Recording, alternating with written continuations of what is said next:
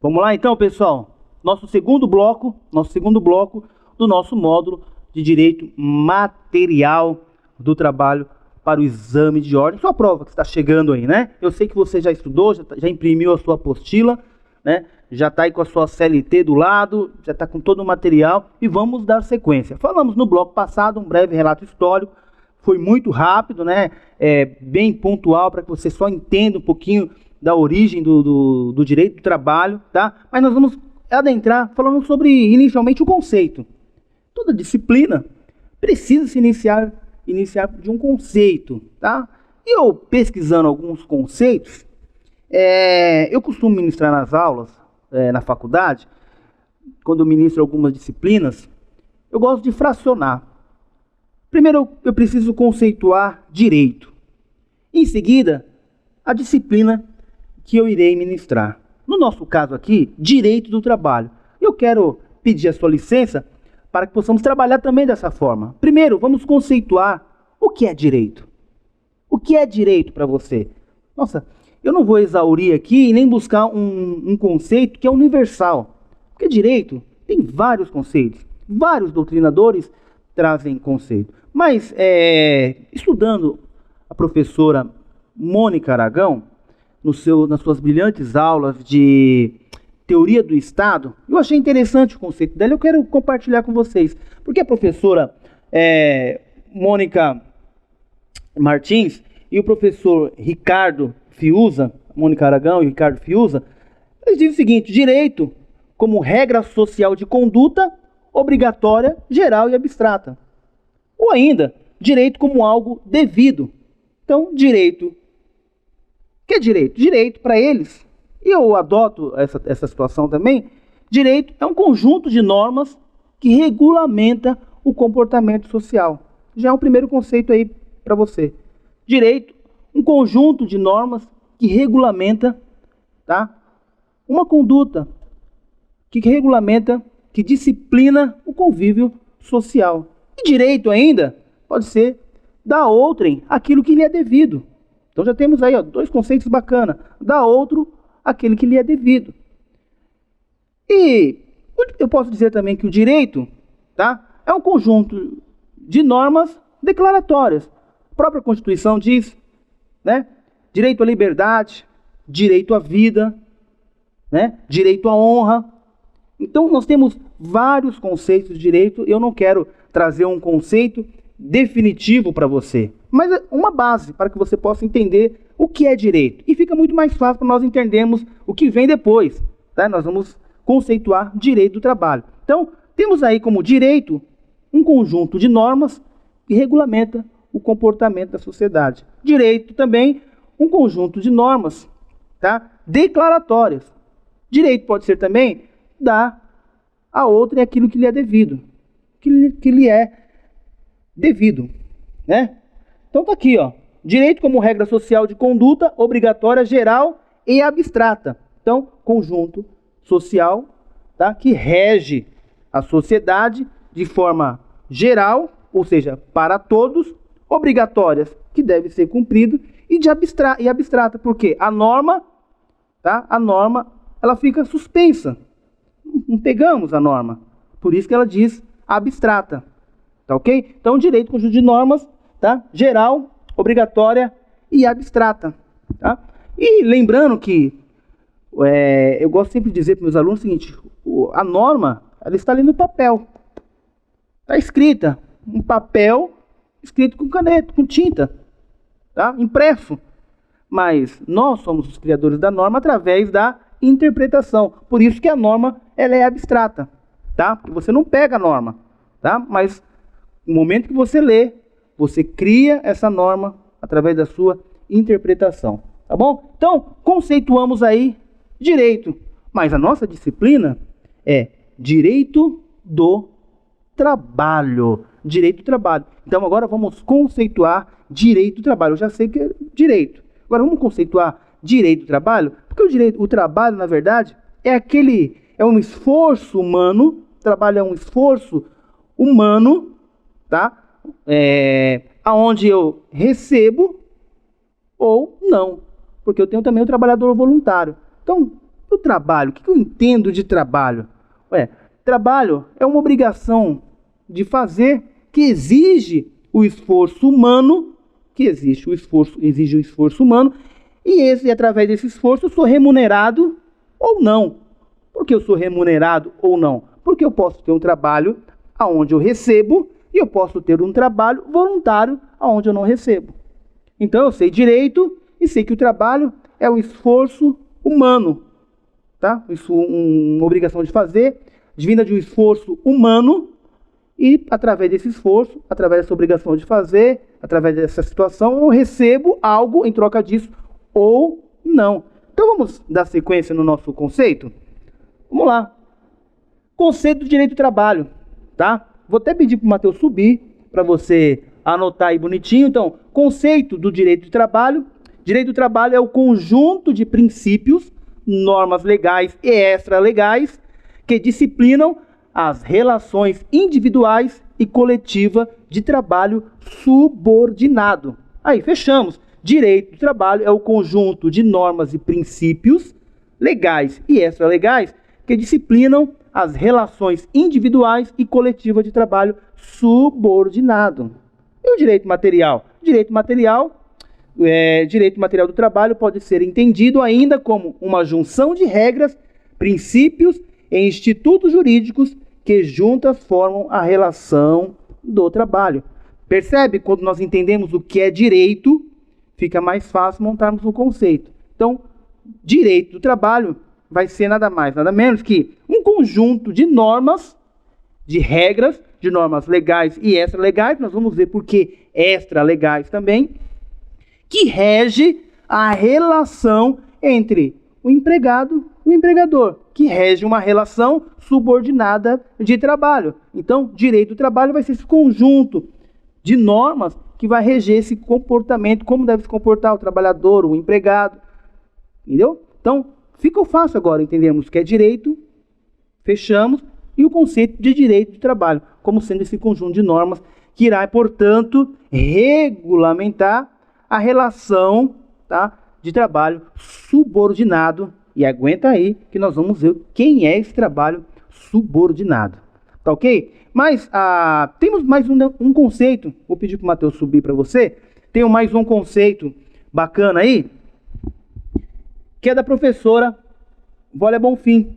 Direito do trabalho é um sistema jurídico permeado por institutos, valores, regras e princípios, dirigido aos trabalhadores subordinados e assemelhados, aos empregadores, empresas coligadas, tomadoras de serviços, para a tutela do contrato mínimo de trabalho, das obrigações decorrentes das relações de trabalho, das medidas que visam a proteção da sociedade trabalhadora. Quando você entende o conceito, fica mais fácil você começar a se aprofundar na disciplina. Então entenda que o direito do trabalho é que vai, em suma, regulamentar a relação de trabalho subordinado. Tá? Direito do trabalho, conjunto de normas que vai então regulamentar a relação de trabalho subordinado, dando a garantia mínima para esses trabalhadores. Bacana? Vamos dar sequência? Vamos falar do que agora? Vamos falar de fontes do direito do trabalho. Fontes do direito do trabalho são entendidas por tudo aquilo que, de certa forma, fundamenta a ciência jurídica trabalhista. Fonte do latim, fons, que significa nascente, origem de onde provém o direito do trabalho. Então, a fonte, o próprio nome diz, a fonte é a origem. Fonte é a nascente. Fonte é a origem da norma jurídica. Fonte vem do latim fons, que diz o seguinte: da onde vem a norma jurídica? Da onde veio a norma jurídica? Tá ok? Então, quando você se deparar com essa situação, o que é fonte? Fonte, portanto, é a nascente, é a origem, é da onde vem, tá? Essa norma jurídica e como ela se apresenta. É o que nós vamos ver agora. Nós temos dois tipos de fonte. Temos dois tipos de fonte. Vamos ver quais são esses dois tipos de fontes. Eu tenho a fonte material e a fonte formal. Fonte material e a fonte formal. Vamos lá. Fonte material. A fonte material é o momento pré-jurídico. É o que levou o legislador, tá, a criar a norma. É o momento pré-jurídico. Tá? E esse momento pré-jurídico, esse momento que levou o legislador a criar a norma, ele vai se basear num momento histórico, econômico, social ou político. Momento econômico, social ou político. Então, é os motivos pelo qual o legislador foi levado a criar aquela norma.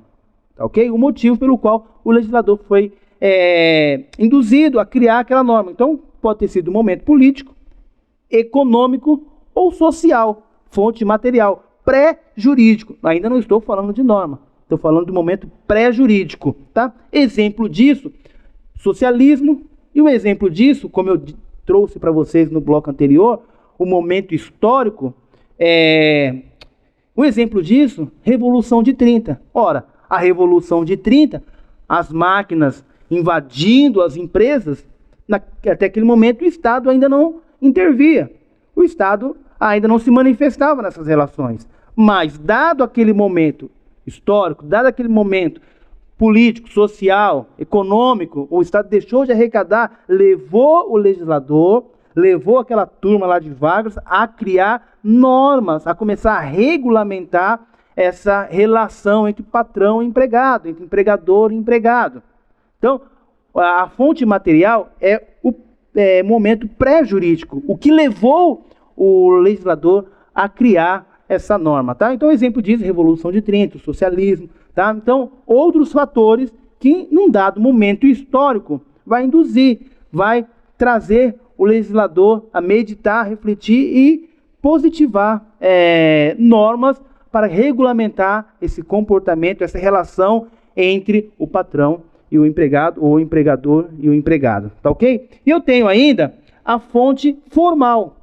A fonte formal, pessoal, é aquela fonte, é a maneira em que esse dado momento histórico, esse legislador, como que essa regra, como que essa norma vai ser positivada, como que ela vai ser apresentada para a sociedade. Então, a fonte formal é exatamente essa situação. De que forma vai se manifestar, vai se materializar essa vontade do legislador, porque a fonte material sabemos que é a vontade do legislador. E essa vontade do legislador, como que ela vai se materializar? Como que ela vai ser apresentada para a sociedade para regulamentar esse comportamento, tá? Então, agora, fechamos fonte material e a fonte formal ela vai se dividir em duas. Fonte formal vai se dividir em duas. A fonte heterônoma e a fonte autônoma. Vamos ver, então. Tem aqui para você, ó, classificação das fontes formais. Fonte heterônomas e as fontes autônomas. Anotem aí, é importante. Tá com a sua apostila, passa um lumicolor aí que é importante. Fonte heterônoma e a fonte autônoma. Vamos começar pelas fontes heterônomas. As fontes heterônomas é aquela fonte aonde partiu a iniciativa do próprio Estado. O próprio Estado criou a norma sem a intervenção dos destinatários, sem a participação dos destinatários que irão ter que observar essa norma. Então, a fonte heterônoma, ela parte do próprio Estado, tá? Parte do Estado, sem a manifestação, sem a participação dos seus destinatários, tá? Essa é a fonte heterônoma. E a fonte autônoma? A fonte formal autônoma. Fonte formal autônoma é aquela, o próprio nome se revela, autônomas, ou seja, autonomia. Então, só aquele momento em que o particular, uma situação tem autonomia para criar uma determinada regra. Exemplo disso, sindicato dos empregados e sindicato dos empregadores. Essa norma criada, nós vamos ver que é uma norma, tá? Que é uma norma, ela não tem a participação do Estado.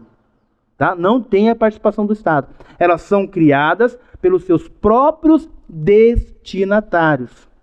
Fonte material, eu tenho, tá? O Estado positivando, o Estado colocando a norma, tá? A fonte formal autônoma vem de autonomia. Eu tenho os seus próprios destinatários criando a norma, tá?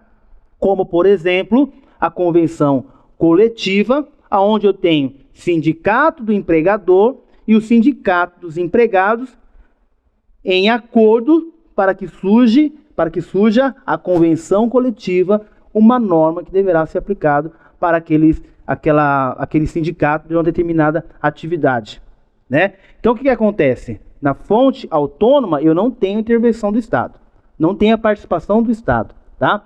Na fonte autônoma, os próprios destinatários, tá? São eles que elaboram a norma, tá ok? Então, exemplo disso, tá? Convenção coletiva, porque sindicato dos empregados e sindicato dos empregadores, tá? Trazendo uma norma para aquela determinada categoria. Vamos ver então se é isso mesmo? Tá aqui, ó. Classificação das fontes formais heterônomas, tá? Exemplo das fontes heterônomas: Constituição Federal, a Lei Complementar, Lei Ordinária, a Medida Provisória e os tratados, tá? E as fontes autônomas, fontes formais autônomas, eu tenho como exemplo a convenção coletiva e o acordo coletivo. Essa eu não tenho a participação do Estado, tá? Essa eu tenho o Estado positivando, o Estado criando a norma. Constituição Federal, Lei Complementar, Lei Ordinária, Medida Provisória e os tratados. Vou abrir um parênteses aqui, eu até marquei para vocês aqui, ó. Vamos falar um pouquinho sobre os tratados. Eu sei que você já deve ter visto na aula de constitucional, porque sobre esses tratados pode cair na sua prova em direito internacional, em direito constitucional, fique atento, tá? E os tratados, ele vai adentrar no ordenamento jurídico com qual status? Lei complementar, lei ordinária, tá? Então, uma pincelada aqui, eu sei que de repente você já viu isso em constitucional, mas abrindo parênteses, refrescar sua mente aí, sua cabeça, vamos lá. Os tratados, em regra, ele adentra no ordenamento jurídico, tá? Com status de lei ordinária. Com status de lei ordinária é a regra, tá? Lembra da pirâmide lá de Kelsen? Então, em regra, como lei, status de lei ordinária. Agora, fique atento, porque se esse tratado versar sobre direitos humanos, e ele tiver o seu processo, tá? Na maneira que ele entra no nosso ordenamento jurídico, se esse processo para ingressar no ordenamento jurídico for semelhante a de uma emenda constitucional, ou seja, voto nas duas casas, em 2 turnos, por 3/5, lembra dessa regra? Votação nas duas casas, 2 turnos, tá? Com a votação de 3/5, que é o processo de uma emenda constitucional. Se o tratado versar sobre direitos humanos e tiver o processo dele for semelhante ao da emenda constitucional, votação nas duas casas, 2 turnos por 3/5, tá? O status desse tratado que versa sobre direitos humanos, tá? Será como emenda constitucional, como se Constituição fosse, tá? Agora, se esse tratado versa sobre direitos humanos, tá? Versa sobre direitos humanos e não for com a votação, com o rito, com o procedimento, como a emenda constitucional, ele vai adentrar no nosso ordenamento jurídico como norma supralegal, ou seja, acima da lei, e infraconstitucional. Então ele fica entre a Constituição e a lei, tá? Ele não tem status de emenda constitucional, se ele tratar sobre direitos humanos e não tiver a votação semelhante à da emenda constitucional. Agora, se ele versar qualquer outro assunto, tá? Em regra, status de lei ordinária, tá ok? Então, só uma pincelada para você lembrar sobre os tratados. Então, fechamos aqui a classificação das fontes, tá? Formais heterônomas, tá? E as fontes formais autônomas. Fechou? Então, lembrando aí, heterônomas, Constituição Federal, Lei Complementar, Ordinária, Medida Provisória e os tratados. E autônomas, Convenção Coletiva e o Acordo Coletivo. Vamos dar uma pincelada aqui. Convenção Coletiva e Acordo Coletivo. Eu sei que nós vamos falar isso um pouquinho mais para frente, na nossa aula de Direito Coletivo, mas eu quero tratar com você rapidinho. Convenção coletiva e acordo coletivo são espécies da negociação coletiva. Eu tenho a negociação coletiva e dentro da negociação coletiva, que é gênero, eu tenho as espécies convenção coletiva e acordo coletivo. Convenção coletiva, não confunda isso na sua prova. Convenção coletiva, eu tenho sindicato e sindicato, tá? Então, um sindicato dos trabalhadores e o sindicato dos empregados de uma determinada categoria realizam a negociação coletiva e elaboram uma fonte, tá, autônoma, e dessa fonte, que é a nascente, é a origem da norma, surge a convenção coletiva. Tá fechando? Bacana. Então, fonte formal, autônoma, né? Então eu sei que negociação coletiva, gênero. Convenção coletiva, uma espécie, sindicato e sindicato, sindicatos de empregados, sindicatos de empregadores, entram num acordo, né? Eles são os interessados, não tem a participação do Estado nesse momento, tá? Os próprios destinatários da norma criam a espécie convenção coletiva, tá? Que vai versar sobre os direitos dos trabalhadores daquela categoria, tá? Ou então, o acordo coletivo, negociação coletiva, gênero. Convenção coletiva, espécie. Acordo coletivo, espécie. O que é o acordo coletivo? Acordo coletivo, uma empresa ou várias empresas entram em um determinado acordo com o sindicato dos empregados. Então, várias empresas ou uma empresa entram em um acordo com um determinado sindicato da categoria, formando, portanto, uma fonte formal autônoma, sem a participação do Estado, criando a espécie, o acordo coletivo. Fechamos? Vamos então para o nosso próximo tema. Vamos ver qual que é o nosso próximo tema. Próximo tema, fontes subsidiárias, mas isso aí eu vou tratar com você no próximo bloco.